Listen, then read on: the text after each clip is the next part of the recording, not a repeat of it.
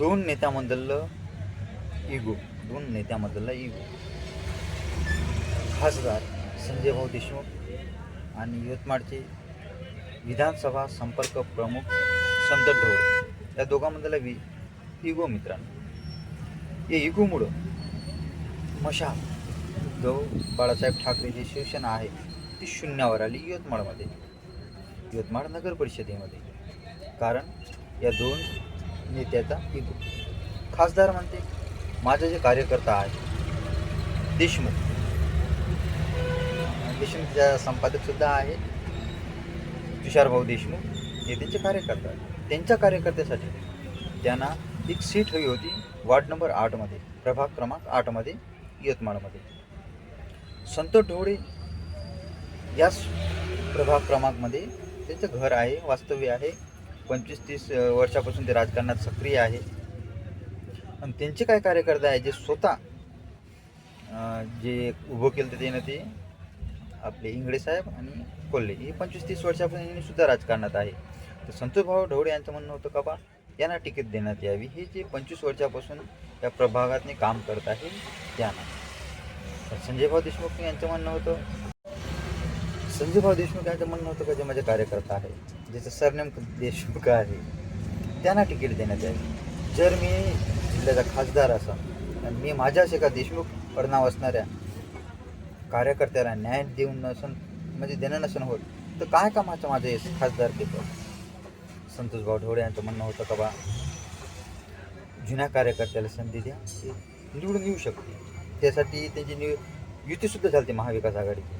16 सीटा देण्यात सुद्धा आल्या त्या मशाल पक्षाला, म्हणजे आपले उद्धव बाळासाहेब ठाकरे यांना. संतोषभाऊ ढोळे यांचं म्हणणं होतं का बा आम्ही हे विचारपूर्वक घेतलेला आहे आणि संजयभाऊ देशमुख यांना विचारून घेतलेला आहे. त्यांचा फोन सुद्धा आलता, म्हणते ते का बा युती करून घ्या. दुसऱ्या दिवशी युती तोडून टाकण्यात आली, कारण की आम्हाला विशेष न्याय नाही मिळाला म्हणून.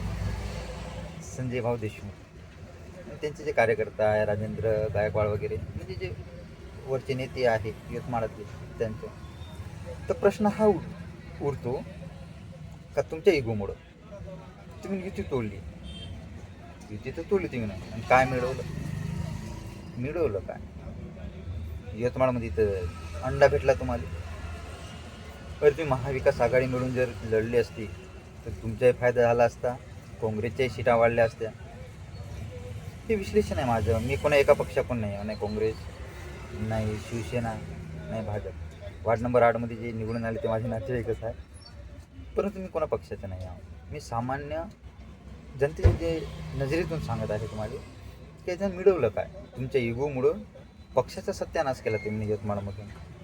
पहिले यवतमाळमध्ये उद्धव सेनेचा नगराध्यक्ष होता, आता नगराध्यक्ष सोडा नगरसेवकसुद्धा नाही आहे. कुठं आणून ठेवला तुम्ही ना पक्षाले यवतमाळमध्ये. ते चिंतनाची गोष्ट आहे मित्रांनो. म्हणजे वरचे जे आहे मुंबईतने बसणारे त्यानं सुद्धा याच्यावर थोडं विचारपूर्वक करावा, म्हणजे गोष्ट काम करायला पाहिजे. एक खासदार म्हणते बरं, खासदार त्याच्या जागेवर बरोबर आहे, संतोष भाऊ बी याच्या जागेवर बरोबर आहे, कोणाला दोष देऊन फायदा नाही. तो प्रश्न हे आहे फक्त का मग 0 काऊन आले आहे की नाही. दोघांनी इगो जर आपलं थोडं कमी केला असता ते पक्ष म्हणजे अस्तित्वात असतं यवतमाळमध्ये, यवतमाळ नगर परिषदमध्ये 0 आणून ठेवला. बरं, जिल्ह्यात विशेष काय कामगिरी नाही आहे. एक डिग्री सोडून बाकी कुठं आहे नगराध्यक्ष वगैरे नाही ना.